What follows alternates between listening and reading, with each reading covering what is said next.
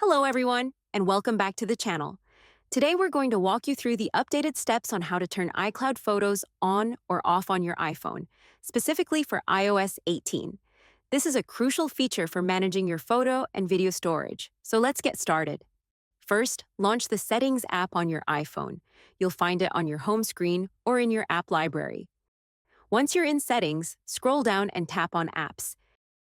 You'll see a list of all apps installed on your iPhone. Scroll up or down until you find Photos and then tap on it. Now you're in the Photos app settings. Navigate to the iCloud section. Here you'll see the iCloud Photos toggle. This is where you control whether your photos and videos are uploaded to and synced with iCloud. To turn iCloud Photos on, simply tap the toggle switch. You'll see it turn green. Once enabled, you'll see two additional options: Optimize iPhone storage and Download and keep originals. If you select Optimize iPhone storage, your iPhone will store smaller, optimized versions of your photos and videos, saving space. The original full-resolution versions will be stored in iCloud. Meanwhile, if you select Download and keep originals, it stores the original full-resolution versions of your photos and videos on your iPhone. Note that this option utilizes more local storage. Just choose the option that best suits your storage needs. With the iCloud Photos enabled, your photos and videos are automatically uploaded and safely stored in iCloud.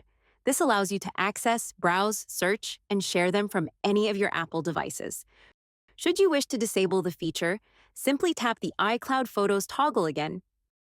You'll see a warning prompt. Read it carefully. It will explain what happens when you turn off iCloud Photos. To proceed, tap Stop Updating and Turn Off, and follow any additional on-screen prompts.